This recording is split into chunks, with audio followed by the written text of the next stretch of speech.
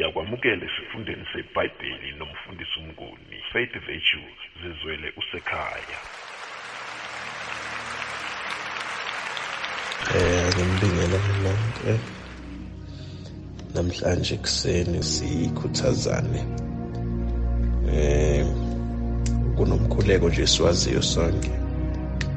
Watholakala lapha encwadini yamaHubo. Amahubo 23. Lithi uJehova ngumalusi wami, angiyi kuswela. Uyangilalisa emadlelweni aluhlaza, uyangisa ngasemanzini okuphumula, ukubuyisa umphefumulo wami. Uyangihola ezindleleni zokulunga ngenxa yegama lakhe. Noma ngihamba esigodini sethunzi lokufa, angisabi okubi, ngokuba wena unami. Intonga yakho nodondolo lwakho ziyangiduduza. Ulungisa itafula phambi kwami ebusweni bezitha zami. Gcoba ikhanda lami ngamafutha, indebe yami yachichima. Impela okuhle nomusa kuyangilandela imihla yonke yokuphila kwami. Ngiyakuhlala endlini kaJehova kuze kube phakade. Amen. Umkhuleko lo osezwini likaNkulunkulu, umkhuleko wenkosi uDavide. Umkhuleko esiwaziyo ekoleni, besikhuleka wona ku-Sunday school. Sikhuleka wona umkhuleko nje ojwayelekile kodwa onemfihlo enkulu nengayisiza impilo yakho completely. Mawufunda uverse 1, uJehova ungumalusi wami. uDavide na wayesibekela nje ngokucacile thina bafundi beBhayibheli ukuthi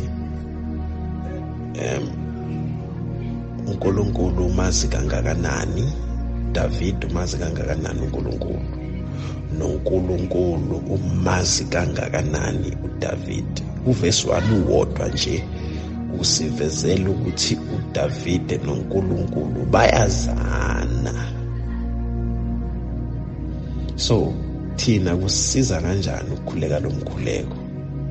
Kungakuhle sithi masikhuleka sikhuleke sinomqondo kaDavid ukuthi uNkulunkulu engimthandazayo ngiyamazi, nayo yangazi. Ukumazi kwami nokungazi kwakhe ukwazana kwethu. uNkulunkulu engithandaza kuye ngiyazana naye. Into yokuqala le ebalulekile kithi njengabantwana bakaNkulunkulu, ukumazi uNkulunkulu wethu. Simazi kanjani? Ngiyawabona wonke amavesi akhona eBhayibhelini. Ngiyabona zonke indaba ezinhle ezimnandi ekhulunywa ngoNkulunkulu eBhayibhelini. Asime kancane lapho sibheke uNkulunkulu nawe, just the two of you. uNkulunkulu nami, uNkulunkulu nawe. Umazi uNkulunkulu empilweni yakho. Ngeke umazi uNkulunkulu ungayinikeza isikhathi sakhe. Ngeke umazi uNkulunkulu ungalifundi izwi, yebo. Ngeke umazi uNkulunkulu ungathandazi. Ngeke umazi uNkulunkulu ungayinika isikhathi sokudumisa uNkulunkulu. So uyabaka ubudlelwano phakathi kwakho noNkulunkulu. Lokho kuzokunikeza iconfidence yokuthi uma nje uthi ngifuna ukuthandaza, uqala uvule umlomo wakho, uvule umlomo wakho, sewunento enhlizweni yakho ethi sengiyakohlangana nalowo engazana naye. Uthi mawusewuthandazweni ungambona uNkulunkulu njenge-stranger. This is one of the things ezidiscourage abantu ukuthi bangakwazi ukuthandaza, ukuthi uma bethandaza bengenasithombe esiphelele sokuthi uNkulunkulu ungubani empilweni yakho. Lokho kuzokwenza ukuthi uma uthandaza uthandaze ngokuzenyeza, uthandaze ngokungabaza, ngokungenathemba. Why? Because you don't have a revelation ngoNkulunkulu wakho. Unesambulo ngawo. uNkulunkulu uyakwazi, ungumntwana wakho, ngumuntu wakhe. He knows you. But the question is, do you know him? Lokho ngeke sicompromise ukuthi uNkulunkulu uyakwazi wena. But wena uyamazi uNkulunkulu. For you to know your God, spend time reading the word, spend time in prayer, spend time in worship. Ukumeditata, ukurecalla yonke into oyifunde ezwini, uyihumushe ngomthandazo. It's either through the utterance of words, ngokuphimisela kwamazwi, noma ngokudlinza, ngokucabanga. Ngoba ukukhuleka kunezigaba kufana. Khona ukukhuleka kokuphimisela uzwe ngomunye umuntu, kuba khona ukukhuleka kwenhliziyo, where you just keep your mouth shut, where you just remain silent, uthule nje mhlawumbe ulalela indumiso. Yabona, ukhulume noNkulunkulu ngesingaphakathi sakho. Awuvula imilomo, awuzwa umuntu, uthule nje ukhuluma noNkulunkulu ngengaphakathi lakho. So into ebalekile mawuthandaza, noma into ebalekile ezokusiza wena ukuthi ubone umthandazo wakho ukusebenzela, ubone umthandazo wakho ungezuba yi-waste of time when you engage. Uwazi ukuthi uthandaza kubani, iyazana noNkulunkulu. When you start opening your mouth to pray, ngiyakokhuleka kulo engazana naye. Uthi uDavide, uJehova ungumalusi wami. Underline that, ungumalusi wami. I know him, he is my shepherd. Ungumalusi wami, mina ngiyimvu yakhe.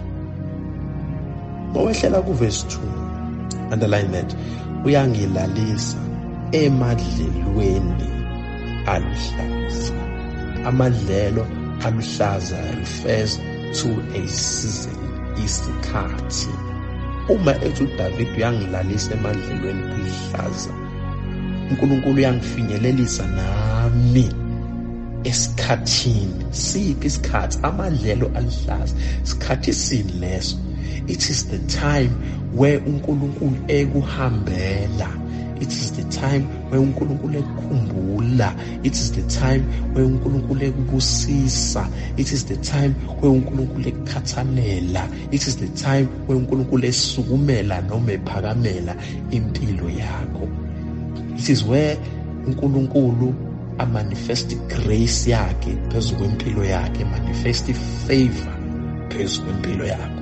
That is green pastures, amadlelo aluhlaza. Uthi uyangiyisa ngasemanzini okuphumula. Leya ngizoyichaza ngasigcineni. Uverse 3 ithi ubuyisa umphefumulo wami. Underline. Uthini David? Uthi uJehova uNkulunkulu ongumalusi wakhe azana naye, ubuyisa umphefumulo wakhe. Ithini lento? Ungani uDavid ekhuluma kanje? Umuntu mayedalwa, uNkulunkulu wamnikeza umphefumulo ukuze umuntu aphile. Lithi iBhayibheli uNkulunkulu wambumba umuntu, wayesephefumulela ini? Moya kuye wokuphila. Umphefumulo refers to a life that God gave to a man ekuzalweni kwakhe. Ukuphila, umuntu uqala nini ukuphila? The moment uhlala esibelethweni somzali, before kuze kube izygote, the moment umuntu esiswini sikanina osikamame akhela eqala ba umuntu. Uyaqala manje umntwana wenze njani? Uyadla engaphakathi esiswini. Udla ngobani? Ngomzali. Uyaqala uyaphefumula. Uphefumula ngobani? Ngomzali. Impilo seyiqalile for lowo mntwana. Impilo yomntwana ayiqali ngoba esezelwe, noma impilo yomuntu ayiqali ngoba esezelwe. Iqalwa kuphi? Esibelethweni sikanina. Uthi uDavid ubuyisa umphefumulo wami. He restores my life. Ubuyisa impilo yami. isho ukuthini lento David? Isho ukuthi impilo yomuntu iyamlahlekela. Umuntu impilo iyamlahlekela ngiphinde. Umuntu impilo iyamlahlekela ephila, abantu bembhekile bathi umuntu uyaphila, kanti umuntu ufile ephila. Omunye afe through depression, omunye afe through stress. There's so many things ezibulala abantu. Asikhulumi la ngokufa lokho kokuthi umphefumulo uhlukane nenyama angcwatshe umuntu. Sikhuluma ngokufa kwesoul, ukufa komphefumulo womuntu, hayi ukufa kwenyama.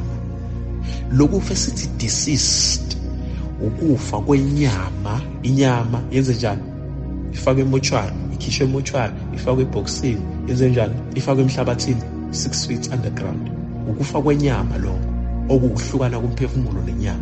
But ukufa komphefumulo ukuthi umuntu afe ephila.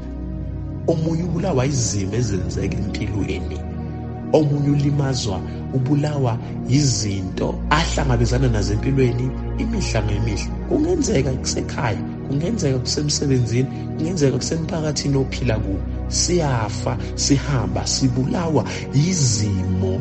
Uthi uDavid uJehova wenze njani? Ubuyisa umphefumulo wakhe. uDavid ungubani? There's a lot of things that happened in the life of David. Ziningi izinto ezenzeke empilweni kaDavide ezimenze wayithola esethandaza umthandazo uNkulunkulu. Noma ngiphila abantu bengibuka mina phakathi kwami ezibilini zami, ngiyabona ukuthi ngihamba phakathi kwabantu engofileyo. Wayengakhulumi la uDavide ngespiritual life. Wayengakhulumi ngespiritual life, wayekhuluma ngempilo nje yakhe. Ziningi izinto uDavide adlule kuzo. Remember, David was a king. Wayeyinkosi ene-responsibility yosuku nosuku, yemihla ngemihla. He was dealing with a lot of things. Ukuphatha abantu akusiyinto elula. He was the head of his own family and the head of the city. uDavide wayengumholi. Ukuba umholi akusiyinto elula.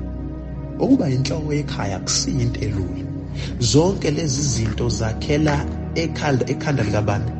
LikaDavide. Zonke lezi zinto zakhela enhlizweni yakhe. Okunye kuyamdepressa, okunye kuyamstressa. Remember, uma ngithi mina kuwe ubukhosi akusiyinto elula, ukuba yilida akusiyinto elula. Kuthe makufika isikhathi sokuthi uSolomon abe yinkosi, wacela kuNkulunkulu ngokukhuleka wathi, Nkosi, ngicela ukuba ungiphe nje ukuhlakanipha.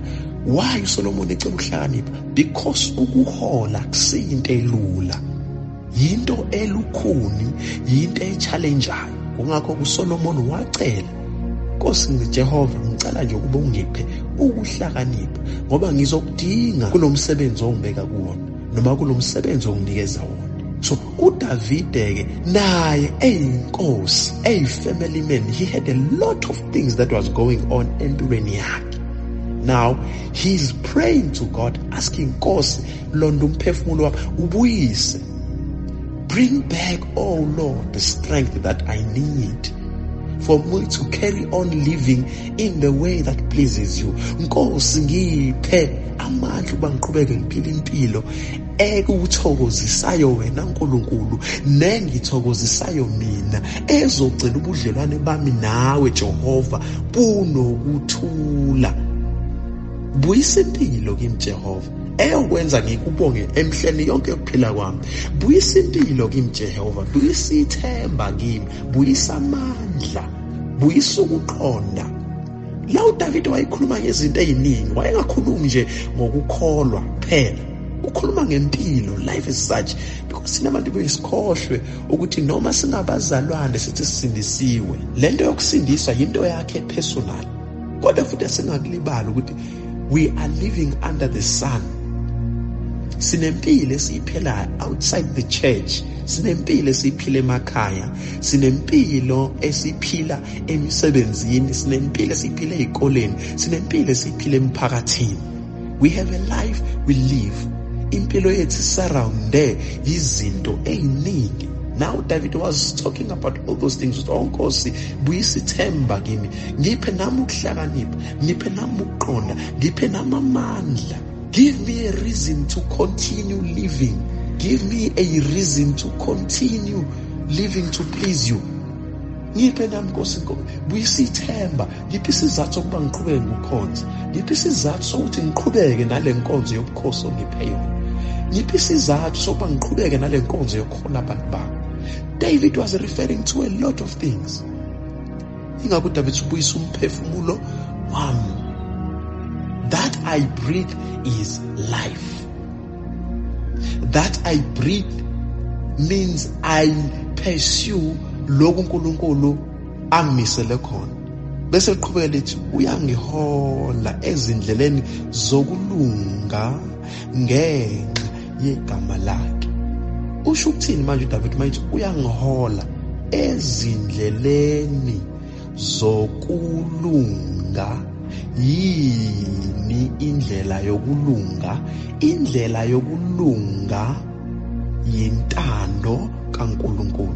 Phinde, yini indlela yokulunga? Indlela yokulunga yintando yakaNkulunkulu. Uthi uyangihola ezindleleni zokulunga ngenxa yegama lakhe. Usho ukuthini uDavid? Uthi uDavid la, uNkulunkulu uyangilonda entandweni yakhe. uNkulunkulu uyangiqinisa entandweni yakhe. uNkulunkulu uyangikhulisa olwazini lwentando yakhe. Uyangihlalisa, uyangizikisa entandweni yakhe. This is what David is saying here. Verse number 4. Noma ngihambe esigodini sethunzi lokufa. Now usekhuluma manje uDavid ngani la? Usekhuluma ngokufa ke manje. Ukufa lokho kuphysically. Ukufa nje kokuthi umphefumulo uhlukana nani? Uhlukana nenyama. In the time of the King David, ngesikhathi senkosi uDavide kwakuyisikhathi sezimpi. Izizwe zazilwa nezizwe. Kwakuyimpi yezizwe iyayikhona ngaleso sikhathi.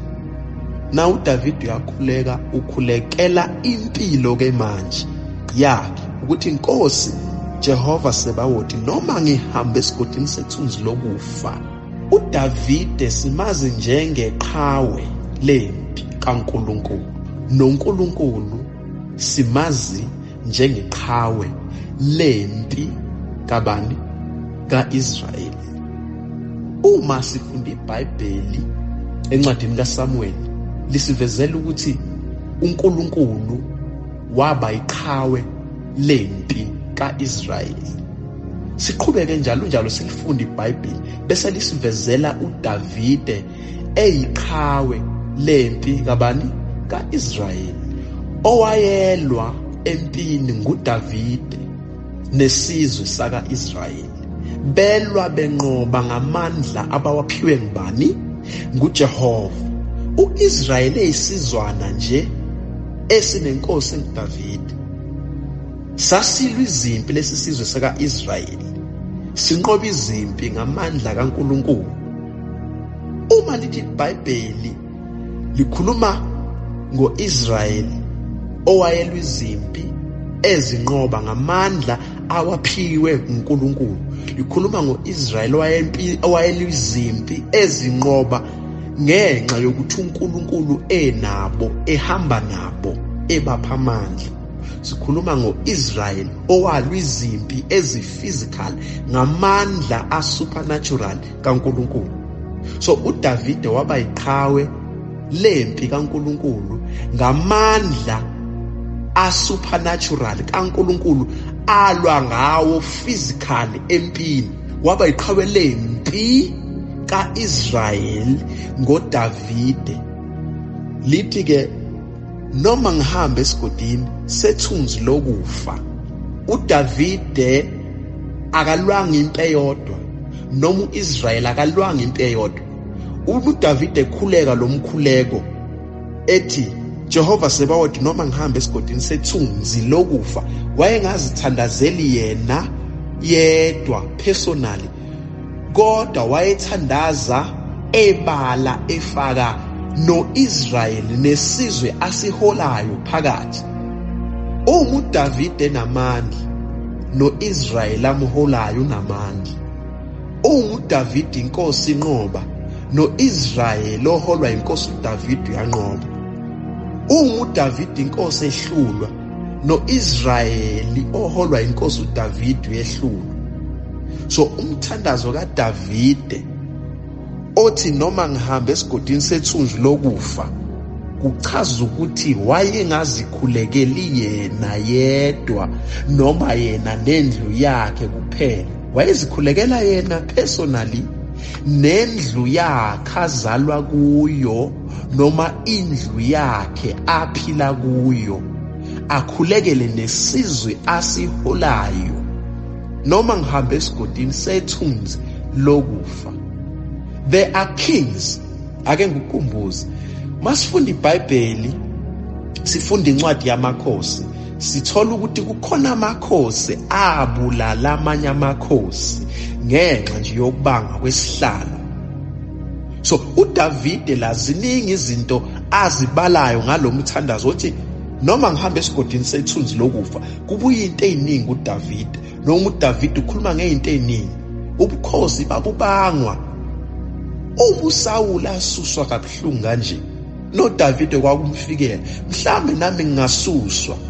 Ngaphambi kaDavide kukhona abalwa babanga isihlalo, babulalana. Kunasifundo sini lokho kuDavide.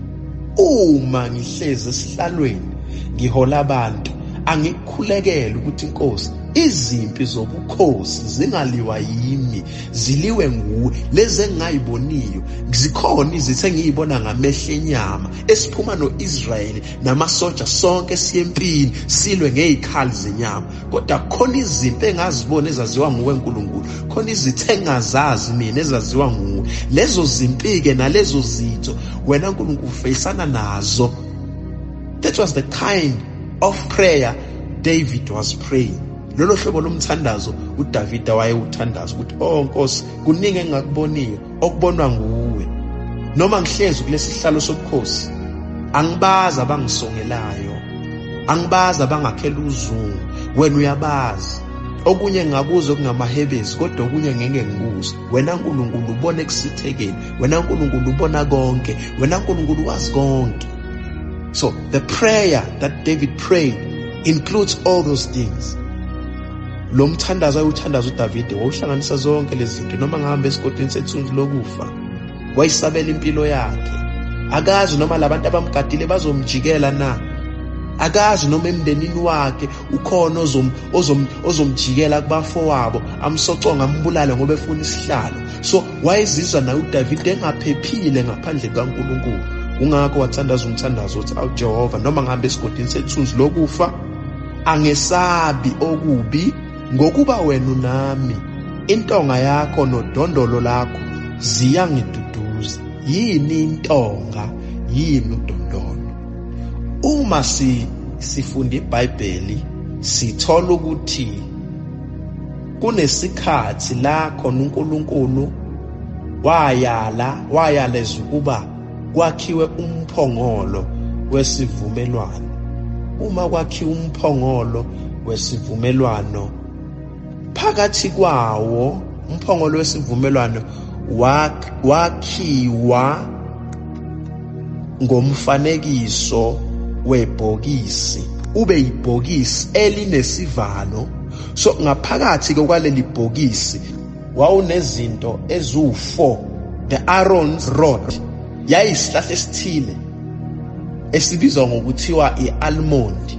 I-almond yanqunywa, kwanqunywa nje ingxenyana encane yayo, yasifakwa phakathi emphongolweni. Uma ifakwa emphongolweni, yafakwa yanikezwa isimboli, uphawu. Lolo phawu ke eyanikezwa lona, it was the symbol of light. Kwakuwuphawu lokukhanya, the light of God amongst Israel. Number 2, kube imana eyayifakwe phakathi emphongolweni wesivumelwano.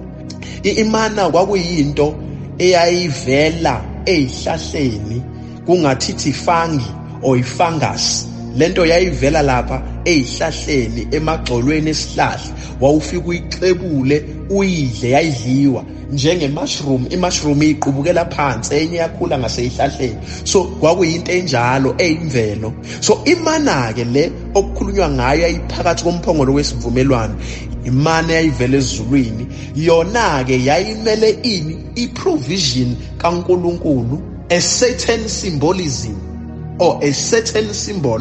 Day one bephume eGibhithe, God stood and made a promise to them. I will be your provider throughout the wilderness. So the manna was a symbol of God's provision, the living water, amanzi okuphila. That is the symbol of manna in the Ark of the Covenant. Number 3, uphawu lwesithathu emphongolweni. Yini eyafakwa emphongolweni? ITorah. ITorah kwakuyinto eyayinemibhalo kaNkulunkulu. ITorah ke lona lidala kunesibhebhe setshe uMoses abhala kuso imithetho, imiyalelo eyishumi. ITorah yayinezinto eziningi ezijule kakhulu. ITorah ke yona yayimele noma yayisimbolize indlu kaNkulunkulu noma ithempeli as such. ITorah ke yayisimbolize leyo nto. Number 4, kube yitshe lele isibhebhe okwakuyilona uMoses abhala kulo, hayi elifana nalo, hayi iqebelengwana lalo, kodwa lona lafakwa phakathi emphongolweni wesivumelwano. Intonga kaAaron, imana, iTorah nemithetho noma imiyalelo eyishumi yayiphakathi emphongolweni. Ichaza ukuthini lento?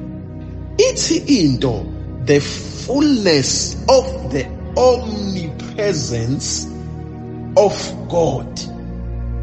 Kunegama elithi Emmanuel, okuyigama likaJehova, elisho ukuthi God is with me. Bese kuba yilele lithi iMecca. Lele lithi iMecca lichaza ukuthi God is with you. Elithi Emmanuel, God is with me. Elithi iMecca, God is with you. Now, umthandazo kaDavido othi intonga yakho Nkulunkulu nodondolo lwakho ziyangiduduza. He speaks of 2 things. Intonga, ukhuluma ngentonga esemphongolweni wesivumelwano, eyisymbol yokukhanya. Uthi ke kukhanya kukaJehova kuyangiduduza. Udondolo is something that is used to, yayisetshenziswa ngabelusi isikhathi esiningi. Abelusi ababelusa izimvu babephatha udondolo, babezimelela ngalo. Udondolo phambili kwakuyinduku egobile njengobhoko. Yayisetshenziselani le nduku? Babeyisebenzisa abelusi ukubamba ngayo imvu. Uma befuna ukuyibamba imvu, mhlambe bafuna ukuyenza njani, bafuna ukuyelapha, bazoyibamba ngodondolo. Bafuna ukuyibamba mhlambe bayifake esibayeni, bazoyibamba ngodondolo. Bayenze njani? Bayifake esibayeni. Uma mhlambe bafuna ukuyikhipha emhlambini, bazoyibamba ngodondolo, bayikhiphe emhlambini. Uma mhlambe ibajiwe somewhere, umelusi uzoyibamba imvu ngodondolo ayikhiphe la ibhajwe khona. So udondolo umsebenzi walo wawukwenza lokho. Esikhathini sethu samanje inkomo, siyabona inkomo kufike kuthathwa induku, kufakwa intambo, igoqelwe entanjini, ibanjwe inkomo. izimvu zazingabanjwa kanjalo, kodwa zazibanjwa ngodondolo la entanyeni bese iyabanjwa-ke ngesandla. So umsebenzi wodondolo kwakuyilokho, lwaluphathwa ngabelusi noma abafuyi. So uma ethi uDavide, intonga yakho Jehova nodondolo lakho ziyangiduduza, akashongo ukuthi kuyange. Sometimes uzwa abantu bethandaza bathi intonga yakho nodondolo lakho kuyangiduduza. No, it's a mistake. Ziyangi, because la kukhulunywa ngezinto ezimbili ezahlukene. Uyintonga enye into, udondolo ngenye into. So uDavide uthi intonga yakho Jehova esemphongolweni wesivumelwano ophawulwayo lingukukhanya. He refers to that. Ukukhanya kwakho Jehova makungafiphali empilweni yami. Athi udondolo lwakho uNkulunkulu, isandla sakho sokwelusa masingangedeli kungelusa. Liqhubeke le ku verse 5 lithi, ulungisa itafula phambi kwami ebusweni bezitha zami. Uthi uDavide uNkulunkulu ulungisa itafula phambi kwakhe. Before him, he prepares the table before him in the presence of his enemies. Wendlala itafula ebusweni bezitha. Uma underline la, uthi qale wathi uDavide, ulungisa itafula phambi kwami uNkulunkulu wami ongumalusi wami. From verse 1 unjani? Ulungisa itafula phambi kwami, wenzela mina ukwenza ngibuka, ukwenza ngibona. Mina Davide ngiyabona. Ngamanye amazwi uthi uDavide, mina Davide ngiyabona okuhle uNkulunkulu angenzela kona.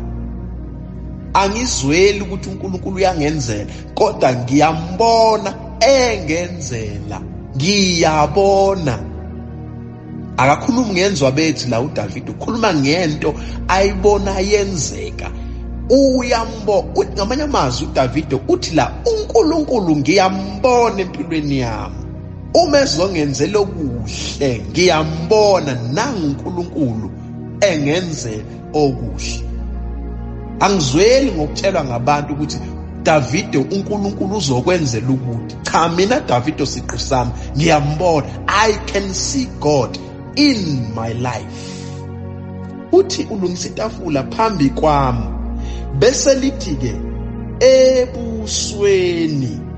Uma selithi ebusweni kusho ukuthi uthi uDavide la, uNkulunkulu ngiyambona ngenzela okuhle, ukwenza abantu bebona, ukwenza kubonakala okuhle uNkulunkulu angenzela kona, ukwenza kubonakale emehlweni abantu. Wangithatha uNkulunkulu ngingelutho emndenini wami, ngakhetheka mina kubafowethu, ngaba yinkosi. Eningini wabonakala mina. Amongst my brothers I was chosen. Amongst my family I was worthy of the chair. Mina Davide phakathi kwabafowethu ngabonakala ngingofanele isihlalo sobukhosi. Umthandazo kaDavide ubala izinto eziningi adlule kuzo, naye ezohlangana nazo. uDavide umthandazo wakhe wayebonga uNkulunkulu ngokuhle amenzele kona okumangalisayo. Nalezi zinto ezenzeka ngesikhathi eseyinkosi, ezibone ezinhle, izimpo azilwe inqoba, ezinye izimpi abone zinqotshiwa ngazo zinqobeke kanjani, bezilwa ngoNkulunkulu engabongi.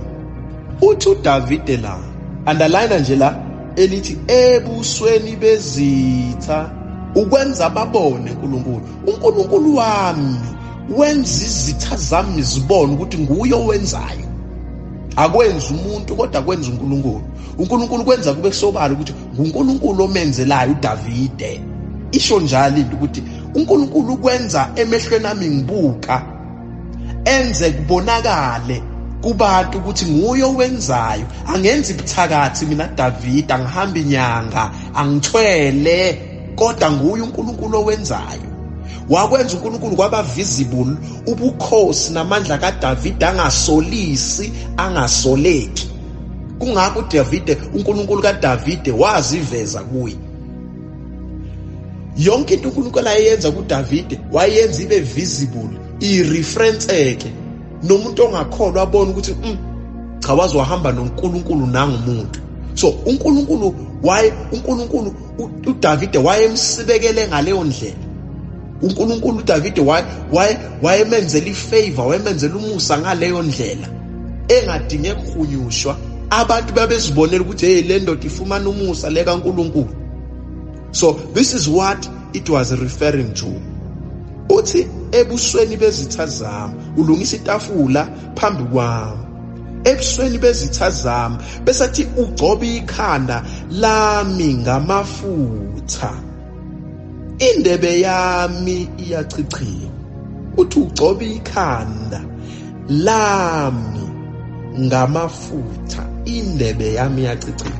Ngizochaza ukuthi yini indebe. Uma ethi uDavide ugcoba ikhanda lami ngamafutha, uDavide wayechaza ukuthi uNkulunkulu uthulula umusa wakhe phezu kwempilo yami ngisahlezi esihlalweni. Ugcoba ikhanda lami ngamafutha. uNkulunkulu uthela umusa wakhe phezu kwempilo yami ngisahlezi esihlalweni. uNkulunkulu uyangibusisa ngisahlezi esihlalweni. uNkulunkulu uyangisebenzisa ngisahlezi esihlalweni. uNkulunkulu uyangivikela ngisahlezi esihlalweni. uNkulunkulu uyangethemba ngisahlezi esihlalweni. Igama elithi anoint ngokwencazelo ejulile, uNkulunkulu uma ezogcoba umuntu kuchaza ukuthi lowo muntu ozogcotshwa wethenjwa kangakanani nguNkulunkulu. Ukugcotshwa kuchaza ukuthi wethenjwa kangakanani nguNkulunkulu. Uthi uDavide uJehova Sebawothi ugcoba ikhanda lami ngamafutha. Usho ukuthini uDavide?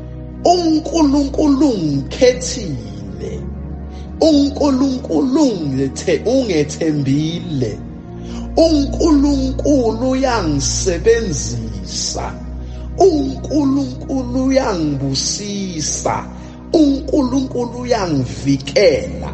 Leli gama elithi anointing, to anoint is to choose, to ordain, to protect, to trust, and to believe in. Igama elithi ukugcoba limele lokho: ukukhetha, ukusebenzisa, ukuvikela, ukuthemba. Igama elithi ukugcoba, to anoint, ngiyakhetha, ngiyakubeka, ngiyakusebenzisa, ngiyakwethemba, ngiyakuvikela. That is the meaning of the word anointing.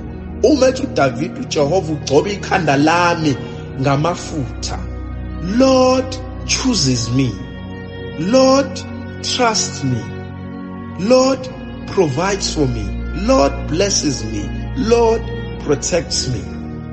It actually means that aqhubeke athi indebe yami iyachichima.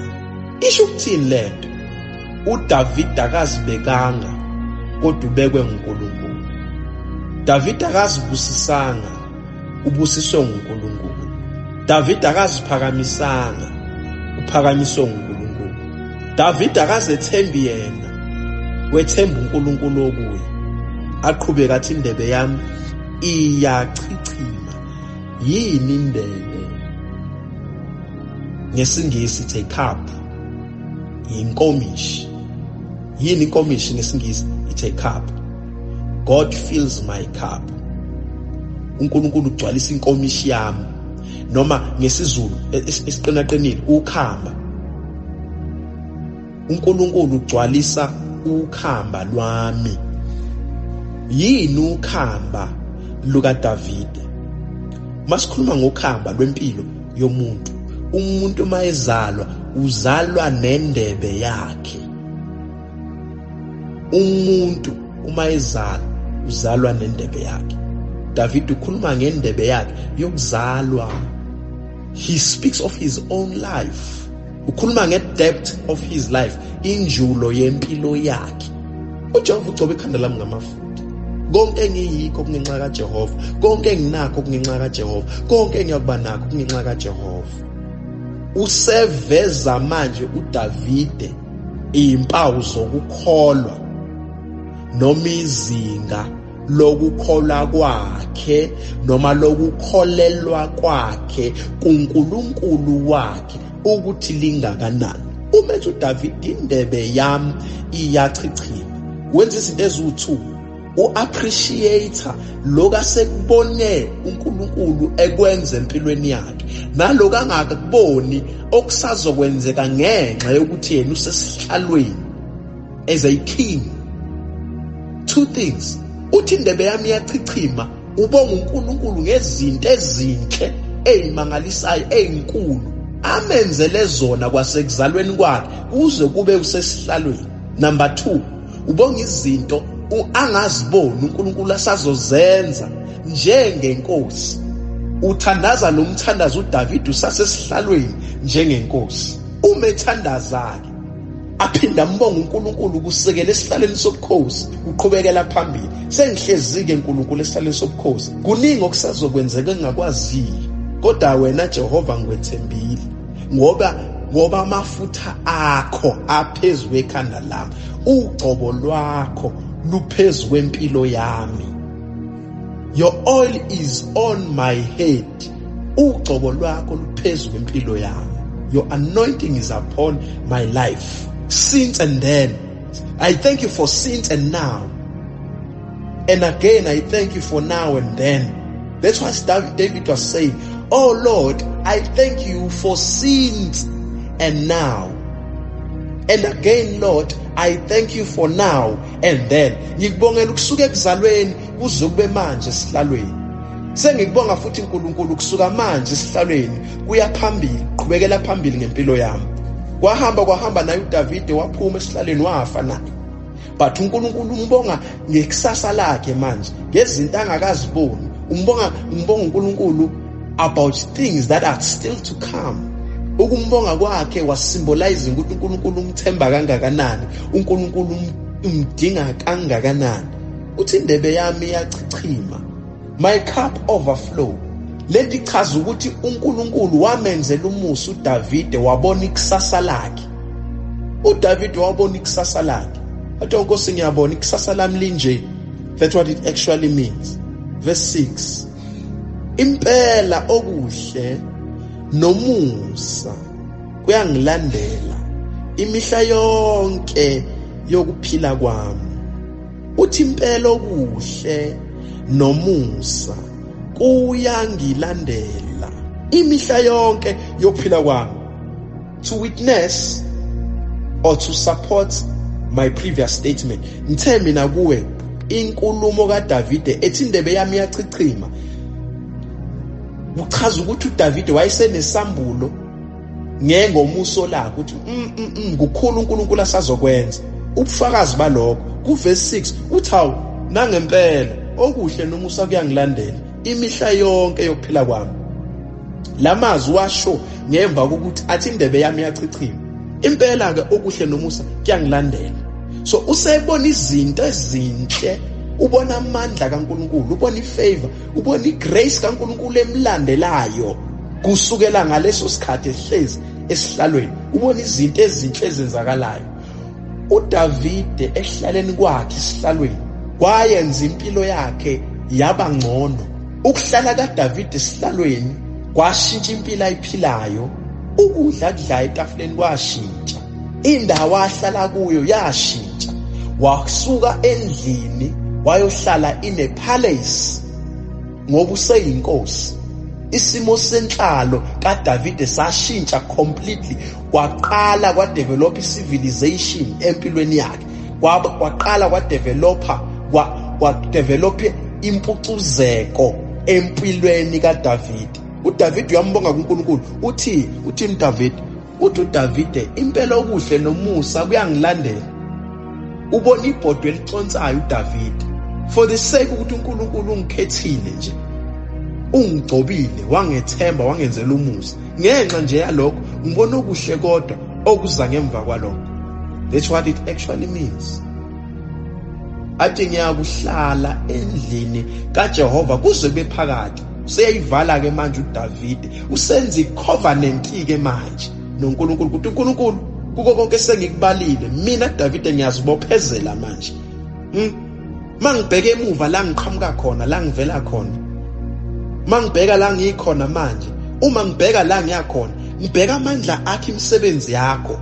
Okuhle ongenzele kona mina nendlu yami, okuhle okwenzele lesi sizwe sika-Israyeli selokhu mina ngihlezi esihlalweni. Jehova ngiyakubona ngalokho. Usethi uDavide ngiyakuhlala endlini kaJehova kuze kube phakade. Now uDavide is sealing his prayer with a covenant. Ufaka isili manje kulomthandazo wakhe. Uthi uNkulunkulu yabona manje ngenza isinqumo manje. Ngenza isivumelwano nawe ukuba ngihlaleke Jehova. Why uDavide ethatha lesinqumo? Wayazi uDavide ngelinye ilanga uyosuka esihlalweni. Noma ngasusa esihlalweni ngokubulawa ngiyofela kuwe uNkulunkulu. Noma ngisuka esihlalweni ngokuthi ngiyasuswa kureplace kufaka omunye umuntu. Angeke ngize ngithathe leyo nto ngime ngayo ukulwa nawe uNkulunkulu. Ngeke ngithathe leyo nto ngime ngayo ukuhlubuka kuwe uNkulunkulu. Kodwa mina Davide ngiyazibophezela ukuhlala kuwe imihla yonke yokuphela kwami. Noma ngiyasusa esihlalweni, ngisuswa ngabantu, ngishawa ivote, people vote me out, I will still remain as a child of God. I will continue to serve you. Noma bangivota out, ngiyoqhubeka ngikukhonze. Noma ngisuka ngokufa, ngiyoqhubeka ngikukhonze. Noma ngibanja ukugula endleleni, ngigule ngigcine ngasakwazi ukwenza umsebenzi, ngiyofana noJob, ngiqhubeke ngibambe ukusho kwakho. That's what it actually means. So umthandazo kaDavide itself usifundisa izinto eziningi ezijulile. We learn how to pray. Ukuthi uma sithandaza sibheka izinto, bheka imuva lakho, impilo obuyiphila ungakahlangani noJesu empilweni yakho. Bheka impilo osewuyiphila sewunoJesu empilweni yakho. Bese ubheka impilo osazoqhubeka uyiphile sewumamkelile uJesu empilweni yakho. Sewumthathile uJesu njengenkosi nomsindisi wempilo yakho. You are now a born again child of God. Uphelelisiwe kuNkulunkulu. Sewubheka manje impilo osewuzoyiphila ngemva kokuthi wena noNkulunkulu seninesivumelano, sewuzelwe kabusha, sewune covenant noNkulunkulu. Ukwamukela uJesu njengenkosi nomsindisi wempilo yakho akuphelele nje, but you need to make a vow, you need to make a covenant with God. Wenza isivumelwano, Nkosi sengikwamukela empilweni yami. Sivumelwano engisenza nawe. Ungamamukela uJesu namhlanje njengenkosi nomsindisi wempilo yakho. But it is not guaranteed until you have made a vow. It is not guaranteed that you will die a child of God. It is not guaranteed that you will die a Christian. Maungena covenant noNkulunkulu. I-covenant isiza wena personal. Ayisizi labantu wakhetha uJesu phambi kwabo. Ayisiza abantu okhonza nabo. I-covenant isiza wena, uzibinda wena, uzibophezela wena noNkulunkulu. Whatever comes along my way, I will still continue to serve you, O Lord. Isho njalo into. Davide kuningi singafunda ngaye. Davide was a king. Davide was not a pastor. But according to the transition, ngenxa yokushintsha kwesikhathi, singasho sithi uDavide is pastoring to us. David uyasifundisa, usifundisa ngobudlelwano phakathi komuntu noNkulunkulu. Lento esiyibiza ngokuthi i-humanitarian ubuntu and godliness nobuNkulunkulu. Ileso nje isifundo. Two things, humanitarian and godliness. Ubuntu, isintu nobuNkulunkulu. uDavid usifundisa ukuthi how to pray. Usifundisa ukuthi yikuphi okufanele ukubale emthandazweni noma ukudalule mawuthandaza, ungalikhohle imuva lakho. Remind God of your past in your prayer. How? You thank him. Awumbaliseli, uyambonga. You include the past, you include the present, and you include the future. Njalo mawuthandaza, you must make a vow. Kungenzeka ukuthi wenze ivumelano ezintsha or revive i-covenant ethile owayenza noNkulunkulu. Uthi uNkulunkulu ngangithe, ngiyaqinisekisa Jehova kusasenjalo. We are still confirming your covenant with God. Every time you pray, you can confirm your covenant. Jehova, uyakhumbula ngakusho ngivumelana nawe. Ngathi kuyakuba ukuthi Jehova kashintshi lutho, kusazoba njalo. Every time when you pray, make sure you seal your prayer with the covenant.